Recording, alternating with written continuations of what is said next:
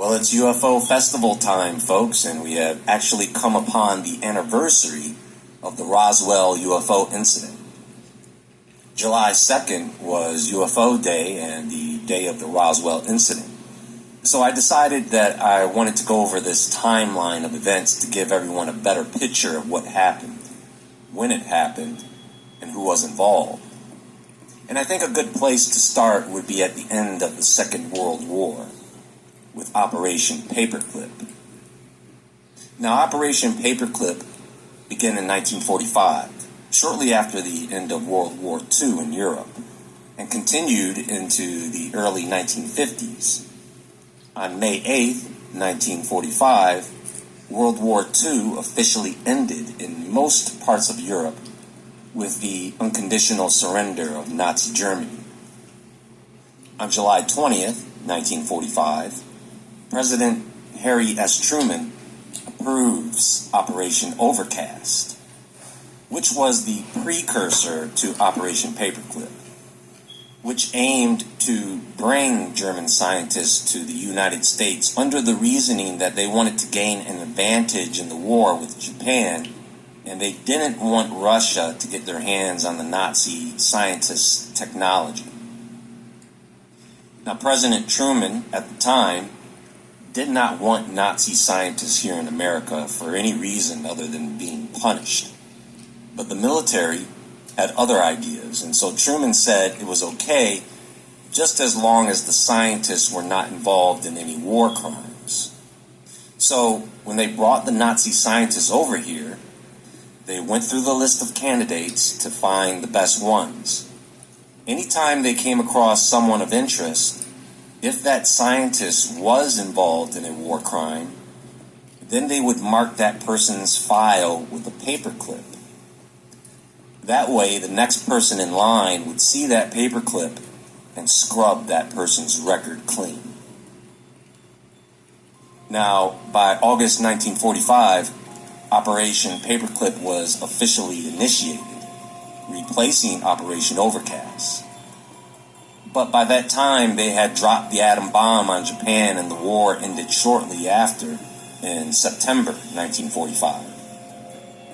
So by late 1945, the first group of German scientists, including Wernher von Braun and his team, was brought into the United States. They were initially housed at Fort Bliss, Texas, and White Sands Proving Ground, New Mexico, because of their work on the V-2 rockets.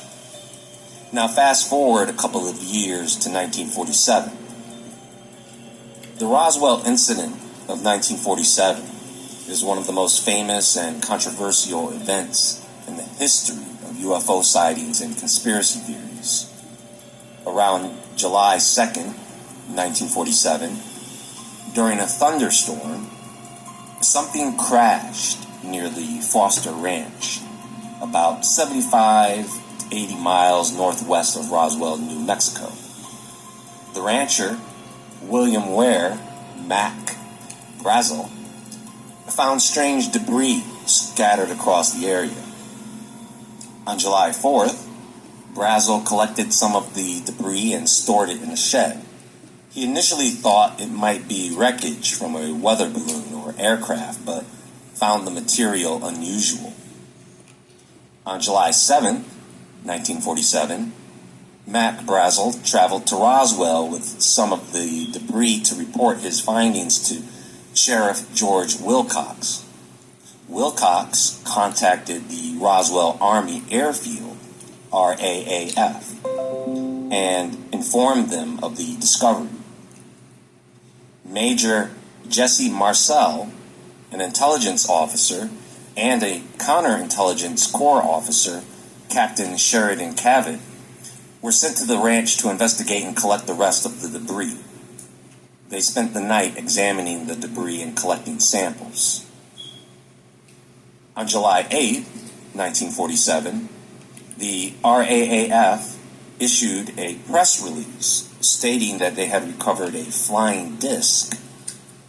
This news quickly spread across national and international media, causing widespread excitement and speculation. Major Marcel took the debris to the RAAF base, where it was examined.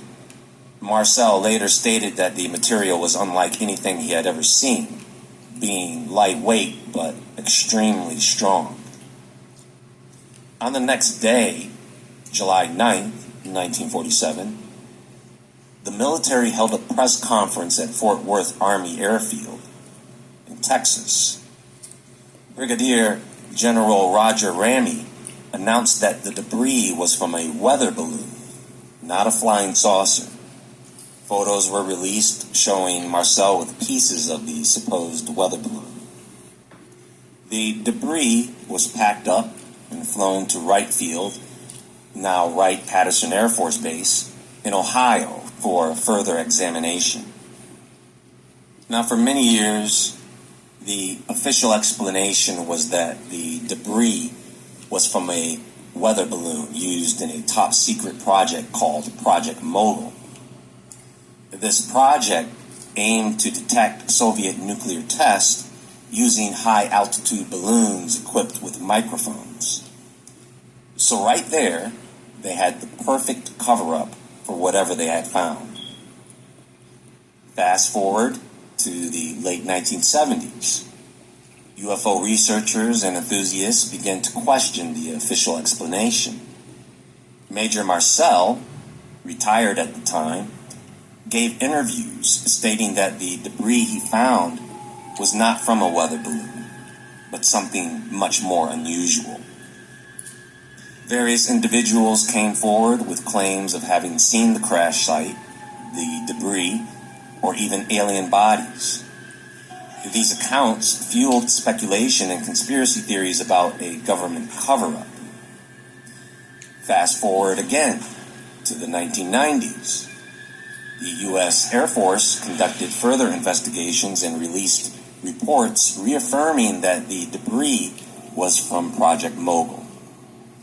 They also addressed claims of alien bodies, suggesting that they might have been misidentified military test dummies.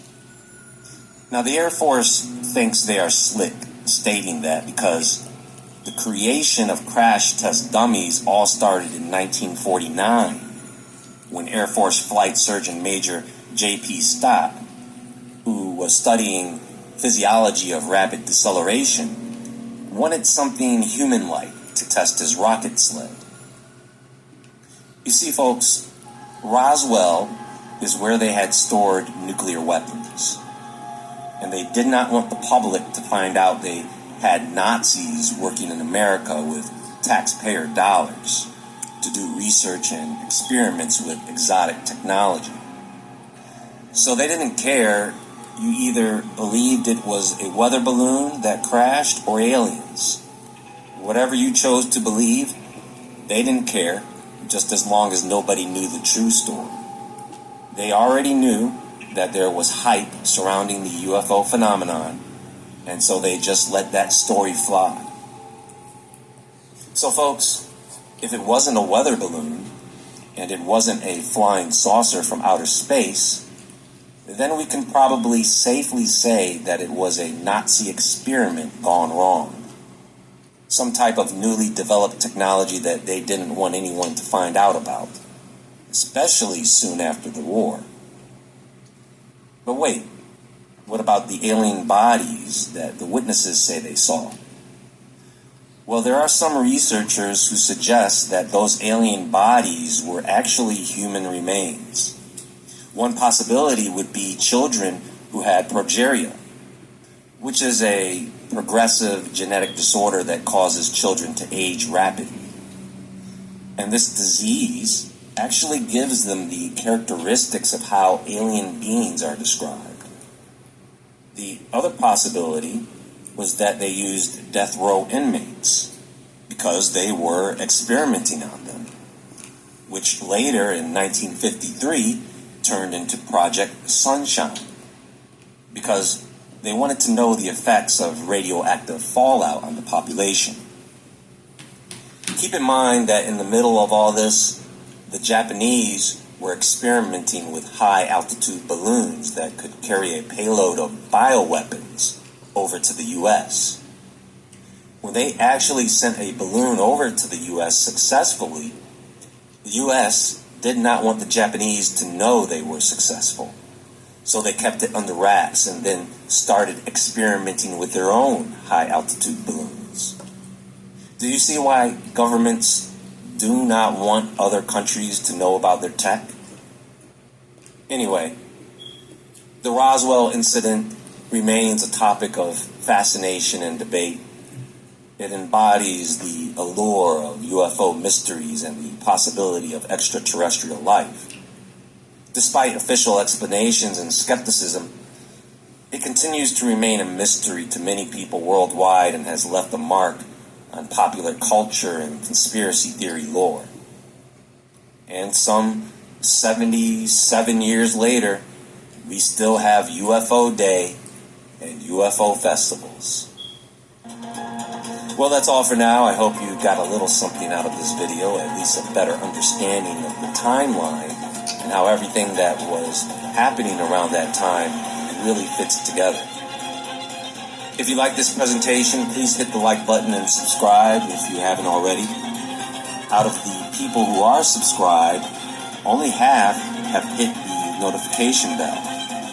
And out of that number, only half have notifications enabled in the settings of their YouTube app.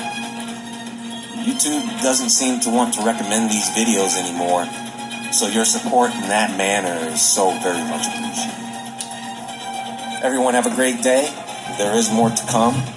And until next time, friends, stay awake, stay aware, stay safe, and I'll talk to you all soon.